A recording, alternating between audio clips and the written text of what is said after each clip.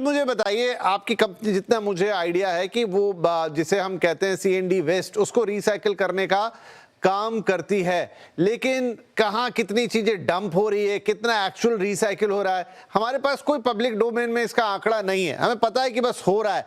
तो आप हमें बताइए कि क्या जितना जरूरत है उतना काम हो पा रहा है, उसके लिए उतनी सीरियसनेस है, और अगर है तो उसके क्या रिकॉर्ड्स अब तक हमारे पास हैं, कितना चेंज उससे आया, ये हमें कहां से पता चलेगा?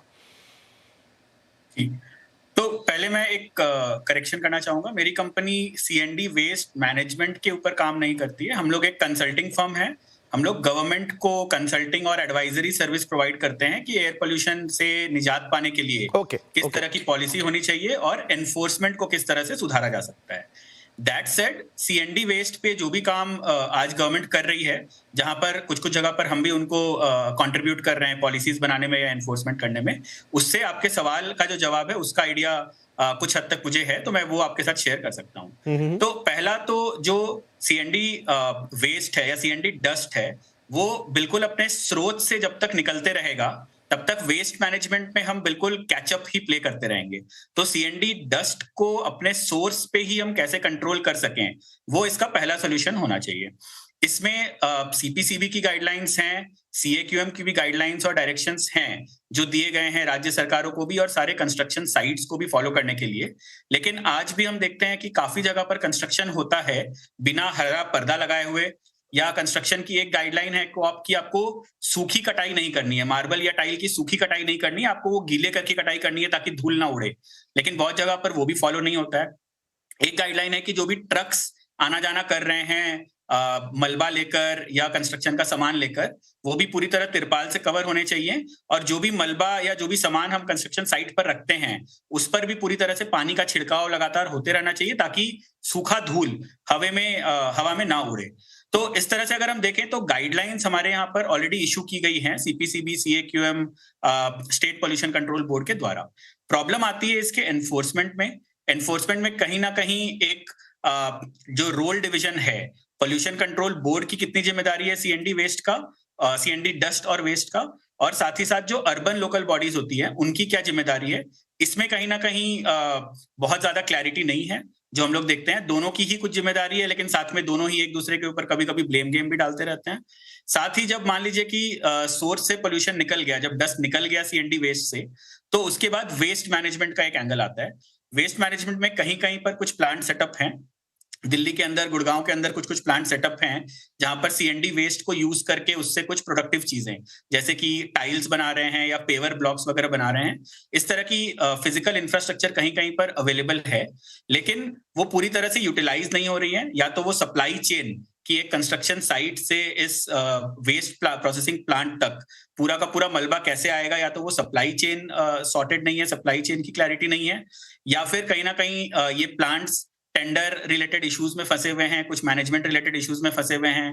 कहीं कहीं पर इन प्लांट्स का कोर्ट केस भी चल रहा है, जहां पर शायद जो टेंडर की कंडीशंस थी उनको सरकार ने या फिर इन प्लांट के कंसोर्टियम्स ने उन्होंने पूरा नहीं किया। तो कहीं ना कहीं एक गवर्नेंस रिलेटेड एंगल भी आ जाता है कि प्लांट सेटअप होने के बावजूद भी वो पूरी तरह से यूटिलाइज नहीं हो पा रहा है।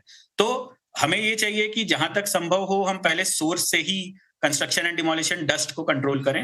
लेकिन अगर सोर्स से कंट्रोल हम नहीं कर पा रहे हैं because of enforcement reasons, by the way urban local bodies और पोल्यूशन कंट्रोल बोर्ड में जो वैकेंसीज हैं वो भी कहीं ना कहीं इसको कंट्रीब्यूट करती है, क्योंकि जो गवर्नमेंट का स्टाफ जाकर फील्ड पे इंस्पेक्शन करेगा, वो स्टाफ ही अगर आधी कैपेसिटी पर काम कर रहा है तो हमारे पास सफिशिएंट लोग नहीं है जाकर फील्ड से इसको इंस्पेक्शन करने का। और अगर ये चीजें हो गई, अगर डस्ट वहां से निकल जाता है, उसके बाद वेस्ट प्रोसेसिंग प्लांट्स ठीक से चले और पूरा का पूरा एक सप्लाई चेन क्लियर जिम्मेदारी सेट हो कि जो कंस्ट्रक्शन साइट चला रहा है उसकी क्या जिम्मेदारी है, अर्बन लोकल बॉडी की यानी म्युनिसिपल कॉर्पोरेशन वगैरह की क्या जिम्मेदारी है, और वेस्ट मैनेजमेंट प्लांट की क्या जिम्मेदारी है। साथ ही साथ जैसा आपने बोला कि हाँ, कुछ मलबा के स्पॉट्स डेफिनेटली फिक्स होने चाहिए और केवल उन्हीं स्पॉट्स पर मलबा फेंकने की अनुमति होनी चाहिए। आज तो हर गली कोने में ही लोग मलबा फेंक देते हैं क्योंकि ये क्लैरिटी नहीं है। All of this put together ये भी पॉइंट आता है कि कहीं ना कहीं इन सबके पीछे कॉस्ट इन्वॉल्व है। कहीं ना कहीं या तो सरकार को, या मैं अगर घर खरीदने जा रहा हूं तो जो घर बन रहा है उसमें मुझे एक कॉस्ट देना पड़ेगा या जो कंस्ट्रक्ट कर रहा है उसको कहीं ना कहीं कॉस्ट देना पड़ेगा। तो कहीं ना कहीं एक कॉस्ट का एंगल इन्वॉल्व है। वहां पर मुझे लगता है कि सरकार की जिम्मेदारी बनती है कि कुछ ना कुछ इंसेंटिव वो अलग अलग स्टेक होल्डर्स को प्रोवाइड करें, क्योंकि it is a social evil, it's a situation जहां पर मार्केट फेल हो रहा है, मार्केट एयर पोल्यूशन को कंट्रोल नहीं कर पा रहा है, तो गवर्नमेंट को एनफोर्समेंट टाइट करने के साथ साथ कहीं ना कहीं कुछ इंसेंटिव्स भी अलग अलग स्टेक होल्डर्स के लिए करने चाहिए। एक ये स्टिक और कैरेट के कॉम्बिनेशन से मुझे लगता है कि हम सबसे ज्यादा इंपैक्ट इसमें क्रिएट कर पाएंगे। ठीक है, इसको समझने की कोशिश करेंगे कि क्या ऐसी चीजों को एनफोर्स करें या थोड़ा इंसेंटिव जोड़ के भी उसे कराने की कोशिश हो सकती है। अंकिता मैम, ये बताइए कि नाइट फ्रैंक की अगर मैं रिपोर्ट की बात कहूं, एक हालिया की रिपोर्ट थी, उसमें दिल्ली में रियल एस्टेट प्रोजेक्ट्स की AQI को करीब करीब 30 से 40% तक खराब करने के लिए जिम्मेदार ठहराया है कि कंस्ट्रक्शन वेस्ट जो उड़ रहा है और वो तमाम चीजें। क्या डेवलपर्स, हम ये माने, अभी भी सारी पुरानी डीजल मशीनरी और धूल को कंट्रोल करने के नाम पे वो हरी झाली और वो जो पुराने उपाय हैं बस उतना करके एक तरीके से बच निकल रहे हैं? देखिए, डेवलपर्स, जहां तक जो ग्रेड ए डेवलपर्स हैं, जितना हो सकता है वो इस चीज को, जैसे अंकित ने कहा, curbing it the right at the source, वो स्टेप्स लिए जा चुके हैं। जितने आपके इन्वायरमेंटल इम्पैक्ट असेसमेंट के थ्रू जितनी गाइडलाइंस हैं, अंकित ने बहुत अच्छे से वो सारी चीजों को बताया है। तो चाहे वो मलबा ढकना हो, right at the source, wet suppression हो, आप सूखा वो नहीं कर सकते हैं।